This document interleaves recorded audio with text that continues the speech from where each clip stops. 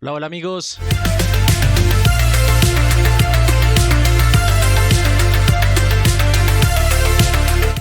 Bienvenidos a Fe que Piensa.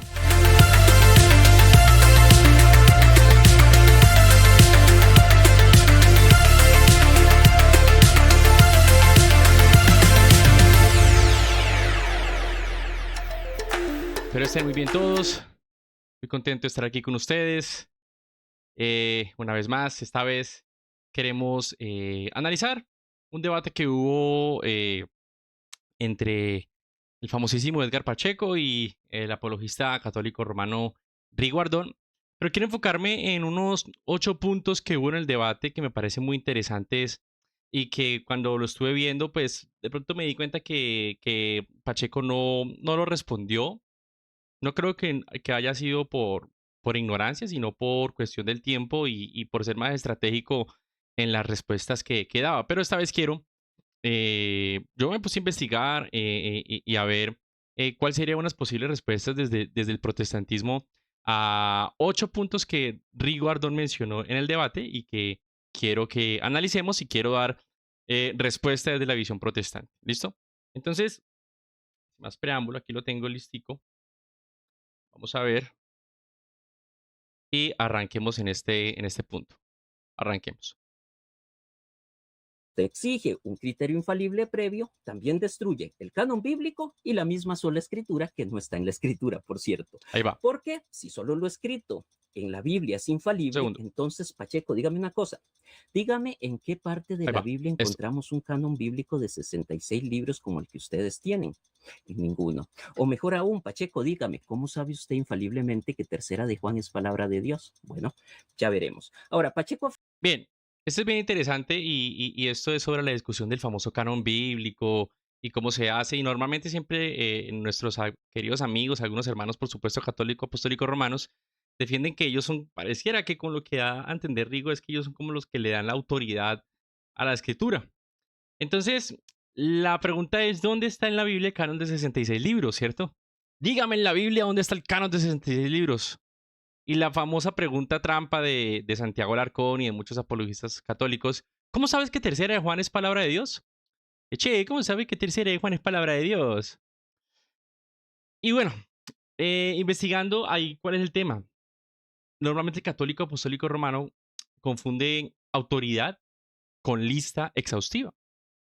Es que la realidad es que sola escritura no enseña que la Biblia deba contener una tabla de contenidos inspirada y demás, sino que solo la escritura es infalible, ¿cierto? Solo la escritura es infalible. No que sea el único medio histórico para reconocer a la escritura. ¿Sí me entienden? Entonces, nuestra respuesta sería, el canon es infalible porque la Biblia lo enumera. Perdón, no decimos que el canon es infalible porque la Biblia lo enumera, no. Nosotros decimos que la escritura es inspirada en sí misma y la iglesia lo reconoce, no lo crea. Es la iglesia reconociendo un canon de determinados libros, en especial pues del Nuevo Testamento. No es que lo cree. Y tampoco la sola escritura dice, es que en la escritura debe decir cuál es el canon. No, eso no es lo que afirma la sola escritura. Por ejemplo, B.B. Warfield dice que la autoridad de la escritura no depende del testimonio de la iglesia, sino más bien que la iglesia depende de la escritura. También Michael Kruger dice que el canon es una colección de libros autoritativos desde su origen, no porque un concilio los hizo como tales autoritativos. Ellos ya eran autoritativos como libros y la iglesia lo reconoce. También el famosísimo Calvino cita que la escritura se acredita por sí misma, así como la luz se distingue de la oscuridad. Quiere decir, la escritura da testimonio de sí mismo, por supuesto, pero la sola escritura no quiere decir que en la escritura debe contener cuáles son los 66 libros. No, sino que la escritura se autorroga esa capacidad de ser, o no la capacidad, pero eso que es eso que es ella de ser infalible, porque viene directamente de la palabra de Dios, directamente, ¿sí? Entonces no es que en la escritura diga deben haber 66 libros, como dije ahora, como dije ahora. No es el único medio histórico para reconocerla, ¿sí? No es el único medio histórico para reconocer esos libros que están, pero no es la iglesia la que los crea, es la que los reconoce, es la que los reconoce. Y sobre tercera de Juan, a ver, aquí hay unos, la otra vez Néstor citaba cuáles eran los, los puntos o los criterios para determinar si un libro era o no eh, parte de la escritura. Y tenemos que tercera de Juan es escrita por un apóstol, fue reconocida tempranamente, era usada litúrgicamente y no fue y no estuvo en una disputa seria por la iglesia primitiva. De lo contrario, Rigo estaría eh, reconociendo que había una duda sobre tercera de Juan en su apostolicidad, entonces no debería estar en el canon. Y eso es enterrarse el cuchillo. Eso es enterrarse completamente el cuchillo. Así que reconocer los libros de la Biblia no es conferir autoridad, es porque tienen autoridad, yo lo reconozco. ¿Listo? Entonces, eso es bien importante. Quería dar como esa primera respuesta. Y ahí vamos a dejar seguir el video y vamos para una segunda respuesta que él va a abordar más adelante. Afirma que ningún padre de la iglesia creyó o enseñó la infalibilidad papal. Dejemos que San Cipriano de Cartago en el siglo Ahí va. III refute a Pacheco. Esto dice San Cipriano en su epístola 59-55. ¿Se atreverían los herejes a acercarse a la misma silla de Pedro, de la cual se deriva la fe apostólica y desde la cual no puede emanar error? Hermanos, ¿saben ustedes qué significa no puede emanar error? Infalibilidad. Ahora, Pacheco dice Entonces, miremos este puntico que es bien interesante. El famoso, la cita de San Cipriano y la silla de Pedro en la epístola 59. Aquí hay digamos que desde el punto de vista protestante hay un error católico grave. Y es que la realidad es que Cipriano no creía en la fidelidad papal. Vamos a dar un contexto histórico del momento de Cipriano. De hecho, Cipriano se enfrentó directamente al obispo de Roma, al obispo Esteban I, al papa de Roma. Además de eso, rechazó su autoridad en el tema del bautismo de herejes. Y además de eso, dijo que ningún obispo es obispo de obispos. De hecho, la cita clave de Unitate Ecclesiae dice: ninguno de nosotros se presenta como obispo de obispos. Ah, carachas. Ah, caray, como dirían en otras partes de Colombia. Entonces, hay que entender bien el contexto y también ver que hay citas de Cipriano donde se pone el Papa. Entonces, eh, más bien hay que preguntar qué querría decir en esa epístola. Y la realidad es que hay un contexto histórico donde, por supuesto, se cree una primacía de la Iglesia de Roma, pero no se le está confiriendo una autoridad infalible. Porque si no, entonces, ¿por qué se opuso a ese obispo, a Esteban I? ¿Por qué rechazó su autoridad sobre el bautismo de herejes? ¿Por qué dijo que ningún obispo debía ser obispo de obispos? ¿Mm? Teólogos protestantes como J.N.D. Kelly, que es anglicano y es un historiador patrístico, menciona que Cipriano jamás sostuvo una jurisdicción universal del obispo de Roma. Eso también lo habíamos visto yo en mis capítulos de historia del cristianismo. No se reconoce una autoridad jurisdiccional de Roma. Se reconoce una primacía de honor, por ser la ciudad principal, por supuesto. Por el legado que deja el apóstol Pedro, el apóstol Pablo, según la tradición. Pero no es una autoridad jurisdiccional. Oscar Kuhlman también dice que la cátedra de Pedro y Cipriano es simbólica de unidad, no de infalibilidad. Unidad. Es cierto. Dentro de la pentarquía antigua, Roma era la iglesia principal, pero no podemos dar el salto de Roma, iglesia principal, ergo papa infalible. No, no es, no es, no es. Entonces, sigamos. Sigamos por aquí, que ahí sigue algo bien interesante. que la escritura norma incluso a la iglesia que la recibe. Bueno, eso es falso. Eso lo dicen ellos en teoría, pero en la práctica es otra cosa. ¿Quieren que se lo demuestre? Fácil. Primero, fueron los protestantes por medio de Lutero y de sus confesiones de fe quienes normaron su escritura con un canon de 66 libros, no al revés. Segundo, si la Biblia norma la iglesia que la recibe, como usted dice, Pacheco, ¿cómo hicieron los primeros cristianos del siglo I para normar su iglesia si todavía no tenían una escritura completa? Digo, Bien, esa es otra, eso lo citan mucho los queridos hermanos, algunos hermanos y amigos católicos. Y es, los apóstoles no eran sola escritura. Bueno, ¿cómo funcionaba la iglesia del siglo I sin un Nuevo Testamento completo? ¿Cierto? Pero es que aquí, de nuevo, el católico hace un error de categoría impresionante. ¿Por qué? Porque estaban los apóstoles. Porque estaban los apóstoles, los benditos apóstoles estaban ahí. Dios los inspiró a ellos. O sea, en ese momento la predicación apostólica era inspirada. Así que ellos conservaban la tradición de las enseñanzas del Señor Jesucristo, las cuales eran inspiradas y por supuesto infalibles. Pero ellos, además de eso, no solamente utilizaban las enseñanzas de Cristo, sino las enseñanzas de Cristo con base en las escrituras del Antiguo Testamento. Ellos también usaban el Antiguo Testamento. Su Biblia era el Antiguo Testamento. Recordemos que el Señor Jesucristo citó a la ley y los profetas. Cuando fue tentado en el desierto decía, escrito está. Cuando fue en el camino a Emaús con los discípulos que no lo habían reconocido después de su resurrección, decía, les citaba las escrituras demostrándole que ese era el Mesías. Además de eso, Rigo comete un error garrafal en que obvia y cree que las cartas apostólicas no estaban circulando en ese momento. Ya habían cartas apostólicas circulando. Incluso el apóstol Pedro reconocería las escrituras del apóstol Pablo como parte inspiracional y autoritativas. Pero además de eso, vuelvo e insisto, la autoridad apostólica estaba viva. Pero eso es muy diferente a que entonces debe haber un magisterio permanente con la autoridad misma de los apóstoles. Y es lo que confunden ellos con la sucesión apostólica. Ellos creen que la sucesión apostólica es imponer hermano, entonces listo, ahora tú eres el apóstol. La sucesión apostólica es la sucesión de la enseñanza de los apóstoles. Así que ellos confunden la autoridad apostólica irrepetible con sucesión institucional perpetua. Lo cual no es así. Lo cual no es así. Esto también lo cita el doctor Justo González, cuando hace referencia a la sucesión apostólica. No como una sucesión institucional, sino una sucesión de la enseñanza, de la doctrina, de la tradición apostólica. Historiadores como F. Bruce dice que la autoridad de los apóstoles no se transmite, sino que queda depositada ¿en dónde? En sus escritos. Pues por supuesto, Rigo, la enseñanza apostólica en ese momento era oral también, pero también quedó por escrito. ¿Sí? Quedó por escrito. De hecho, Ireneo apela a las escrituras contra los herejes. No apela a un papa infalible como Unidad.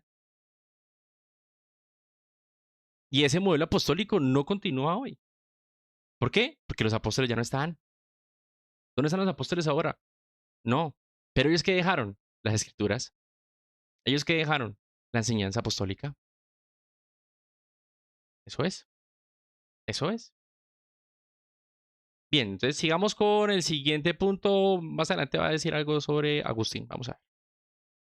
Esto porque recordemos que el último libro que se escribió fue el Apocalipsis y fue escrito hasta el año 95. O sea, 62 años hasta que se escribió. Pasó la iglesia 62 años sin ser normada por no tener una escritura completa. Espera que no me salga con el cuento de que no se necesita una escritura completa para saber que la escritura es infalible. Obvio que sí, porque si usted dice eso, usted estaría yendo en contra de sus confesiones de fe, que sí presuponen, a diferencia de usted, un canon de las escrituras ya definido con 66 libros. Importante que hay algunas cosas que no voy a responder porque Pacheco las responde ahí mismo, ¿listo? O sea, veas el debate. Pacheco responde muchas de estas cosas que está diciendo Rigo. Él las responde ahí. Pero lo que no responde es porque ya Pacheco lo respondió y no vale la pena entrar en algo que ya Pacheco ha respondido. Libros inerrantes, que por cierto lo sacaron de la Iglesia Católica. Ahora, él me menciona a San Agustín y da a entender que San Agustín era sola escritura, hermanos. Eso es falso. Por favor, no se coman esas mentiras. Luego dice que yo soy el que falseo los datos. San Agustín, como católico, no era protestante, San Agustín dijo lo siguiente: no creería en el Evangelio si a ello no me moviera la autoridad de la Iglesia Católica. Les Bien, ah, esto es otra vez un error garrafal de prácticamente anacronismo. Ahí vamos a darnos cuenta que hay algunos anacronismos. ¿Era San Agustín sola escritura? Es que de por sí el concepto es anacrónico. No podemos decir sola escritura él. No. Pero lo que sí podemos decir es que San Agustín creía en la autoridad suprema de la escritura. Y que cuando habla San Agustín sobre la autoridad de la iglesia, lo hace con un motivo histórico para creer. ¿Sí me entienden? O sea, el contexto es que San Agustín está defendiendo, por supuesto, la fe cristiana y por una continuidad de una iglesia, es que puede decir, gracias a esa continuidad de la iglesia, es que puedo creer que existió porque la iglesia preservó los evangelios, preservó las escrituras. Así que Agustín habla de un motivo histórico para creer, no de una autoridad final doctrinal. Porque de hecho el mismo Agustín también dice que he aprendido a rendir solo a las escrituras canónicas tal honor que creo firmemente que sus autores no erraron. Esto lo dice en su carta 82. Así que decir que San Agustín no era solo la escritura, primero es un anacronismo. Segundo, sí podemos ver en San Agustín que hay una rendición ante las escrituras. Y que por supuesto creía en la autoridad de la iglesia. ¿Cómo no? Nosotros también creemos en la autoridad de la iglesia. Solo que la iglesia no es infalible. La iglesia debe ser normada por la escritura, no la iglesia norma la escritura. La iglesia normada por la escritura. No la iglesia que norma la escritura. Juan Calvino decía que Agustín no somete las escrituras a la iglesia, sino que la iglesia se somete a la escritura. R.C. Sproul decía que para Agustín la iglesia es testigo y la escritura es juez. Somos testigos, la iglesia es testigo. Pues por supuesto, obviamente Agustín no va a decir, no, yo no creo en la autoridad de la iglesia. No, pues por supuesto, creemos en la autoridad de la iglesia. Solamente que creemos que es normada por la escritura. Hay una falacia. Alta estima eclesial no significa negaciones a la escritura, para nada. De hecho, el mismo Pacheco se somete a su magisterio ordinario metodista. Yo a mi magisterio pentecostal de Asamblea de Dios. Ah, pero esos magisterios se rigen a la escritura, porque la escritura es la única autoridad infalible. Eso es lo que habla sobre la escritura. Eso es lo que habla sobre la escritura. Bueno, sigamos. Por ahí va a citar algunas cosas sobre Juan Cuarto. Vamos a ver. pregunto, ¿era San Agustín sola escritura como trata de hacer ver Edgar Pacheco? Por supuesto que no. Pacheco dice que el Papa era quien se adjudicaba tal infalibilidad. Bueno, yo creo que a Pacheco se le olvidó todo lo que yo cité en mi exposición al final. Bueno, vamos a citar al patriarca Vean, eso. oriental de Jerusalén, Ahí Juan va. IV, que en su carta a los católicos de los monjes georgianos dijo, tal es sobre todo el privilegio de aquellos que en la primera y santísima sede, Roma, son sucesores de Pedro, sanos en la fe y según la palabra del Señor, infalibles. Ojo, lo dijo un patriarca oriental de Jerusalén. Aquí encontré algunas cosas como raras, pero bien raras. Esta cita es extremadamente sospechosa. Por lo que estuve investigando, hay que investigar más, de pronto puedo estar equivocado, yo no tengo toda la verdad. Pero esa cita no aparece en ediciones críticas patrísticas confiables. Esto suena mucho a post-Vaticano I. Y además de eso, posee un anacronismo impresionante con la palabra infalible. Cosa que no estaba en Oriente, ¿sí? Historiadores como Phyllis Schaff dice que la Iglesia Oriental jamás reconoció una infalibilidad romana. Ives Congar, que él es mismo católico, dice que la infalibilidad papal fue desconocida en Oriente. Entonces, si fue desconocida en Oriente, si la mayoría de los historiadores reconocen que Oriente no reconoció una infalibilidad papal, ¿de dónde sacar esta cita? Además de eso, con una palabra supremamente anacrónica como infalibilidad. Así que o la cita es falsa o distorsionada. Entonces, pues me pareció muy extraño. Me parece muy extraño que salga con esas citas. Vale la pena que la pueda citar mejor o qué sé yo, aunque obviamente no va a darme video. No creo que lo vea. Y si le llega, pues sería bueno, Rigo, pasarnos un poquito de dónde sacas esa cita, la fuente, la bibliografía, no sé, porque está bien extraña, sí, está muy extraña. Está muy, muy, muy, muy extraña. Está muy extraña. Entonces vamos a pasar, voy a adelantar un poquito, porque aquí ahora vamos a hablar sobre, él va a tocar un tema del concilio de Jerusalén. Por acá, déjenme yo lo adelanto. Más o menos aquí. Listo, escuchemos. Antiguo Testamento. Ahora él dice, la decisión del concilio de Jerusalén, yo le hago esta pregunta a Pacheco. Pacheco, ya Ahí que usted va. me mencionó el concilio de Jerusalén, dígame una cosa. La decisión tomada en el concilio de Jerusalén fue infalible antes de que quedara escrito, sí o no. Y le hago otra pregunta. La doctrina de sola Bien. Ahí vamos a tratar ahí los dos temas, porque ahí tira otra pregunta. escritura es infalible, sí o no. Él hace dos preguntas. Él dice, ¿la decisión tomada en el concilio de Jerusalén fue infalible antes de que quedase escrito, sí o no? Y segundo, ¿la doctrina de la sola escritura es infalible, sí o no? ¿Ves? Eh, aquí dos punticos entonces que vamos a tocar. El primero sobre el concilio de Jerusalén. ¿El concilio de Jerusalén fue infalible antes de escribirse? ¿Cuál es la respuesta que nosotros podríamos dar como protestantes? Sí. ¿Por qué? Porque eran los apóstoles inspirados. No porque fuera un modelo concilio, no porque el concilio fuera un modelo infalible. Por los apóstoles.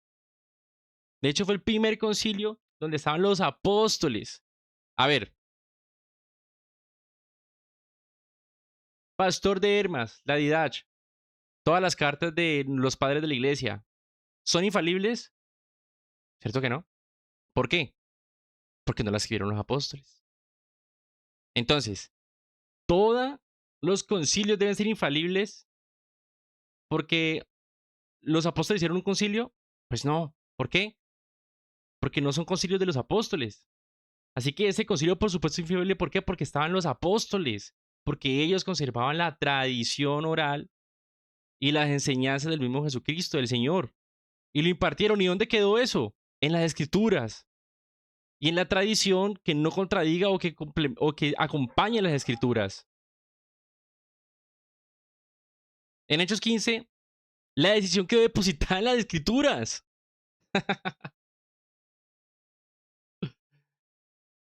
La autoridad queda sellada en el texto inspirado. Teólogos como Aberman Babink, perdón, dice que la revelación apostólica es fundacional, no repetible.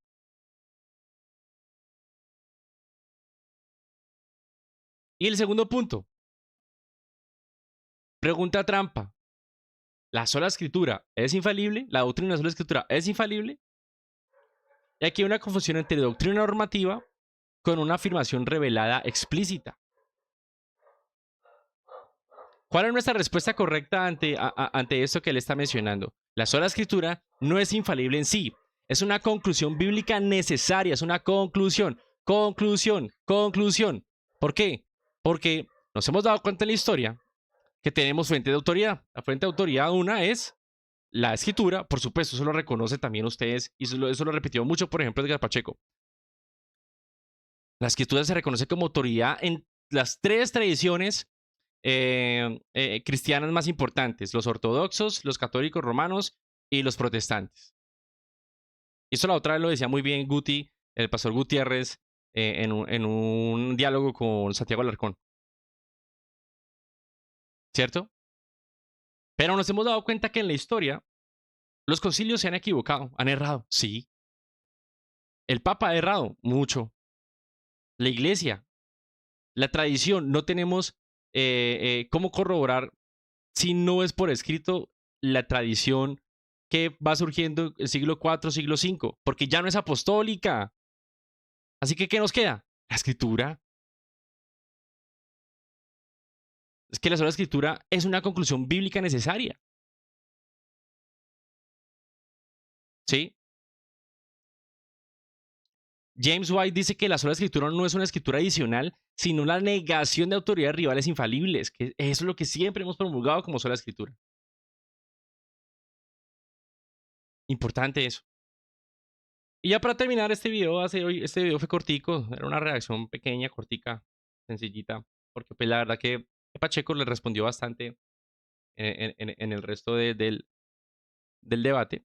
Y aquí vamos a ir déjenme, yo veo, minuto 125:40. Un segundo, yo veo 125:40. Por aquí Pacheco le responde. 125:40 por acá. 124, 125. Vamos a ponerlo desde acá. Esperen. Es una pregunta que Edgar no quiso responder, ¿cierto? Porque fue mal formulada. Pero yo la quiero responder. Perdón, Edgar, pero pues la quiero responder. Hoy manejo el tiempo. Vamos con, ahora sí, la pregunta de Rigo. Señor Pacheco, usted afirma que todas las fuentes de autoridad están subordinadas a la escritura, ya que la escritura es la única autoridad ontológicamente infalible, mientras las otras no. Si eso es así, pregunto, ¿con qué autoridad ontológica, similar o superior a las escrituras, ustedes le quitaron libros a esa misma escritura que ya traía incluso antes de la existencia de sus iglesias? Muchas gracias. Esto se parece a al primer punto que abordamos. Él sigue pidiendo que como nosotros consideramos que la escritura es la única fuente de infalibilidad, la única fuente infalible, entonces con base en la escritura, ¿cómo puedo determinar 66 libros, cierto? Pero yo lo quiero responder, porque por supuesto, aunque es trampa, yo lo respondo en la primera parte, respondí arriba. Ahí es más o menos que Rigo Ardón dice, ¿con qué autoridad se quitan los 7 deuterocanónicos?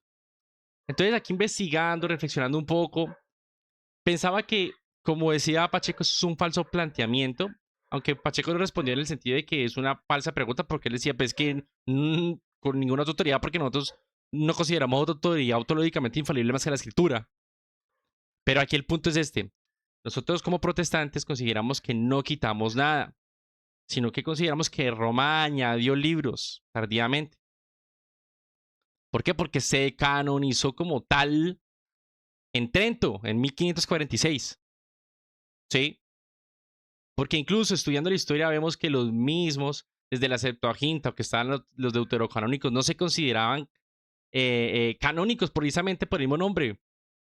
No, son deuterocanónicos, no son canon oficial hebreo. El canon hebreo son 39 libros del Antiguo Testamento. Atención a esto. Jesús y los apóstoles jamás citan los deuterocanónicos como escritura. E incluso padres como Jerónimo, que se dedicaron tanto al tema de la Biblia, lo rechazaron. Teólogos como F. Bruce dice que el canon palestino fue el canon de Jesús. Canon palestino. ¿Y cuál es el canon palestino? Los pinche benditos 39 libros, hermano. Y Jerónimo dice que la iglesia lee estos libros, pero no los usa para establecer doctrina. Listo, úselos. Léalos si quiere. Reflexiónelos.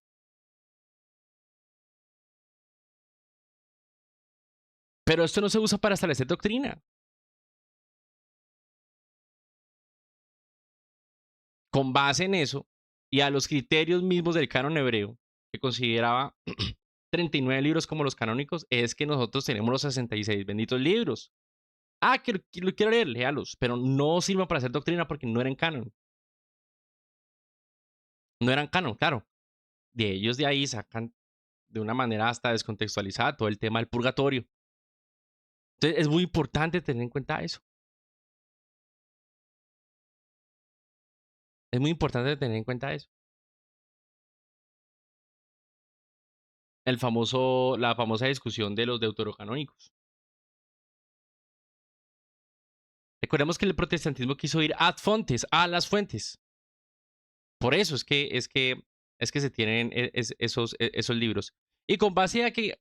A los criterios del Antiguo Testamento que los mismos hebreos y Jesús y los apóstoles consideraban canon, Dios mío. Es eso. es eso.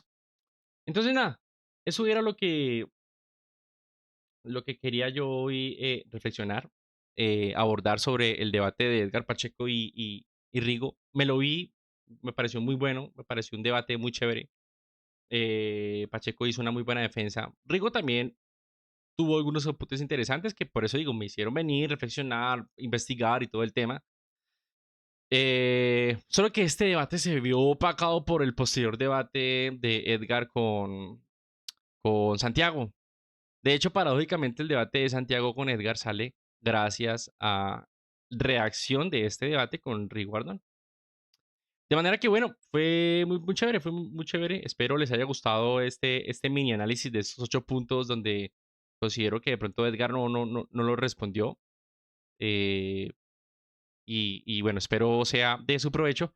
Les agradezco mucho. Estamos en contacto para los siguientes capítulos de la historia del cristianismo y vamos a seguir abordando muchas cosas más. Listo, muchas gracias. Nos vemos.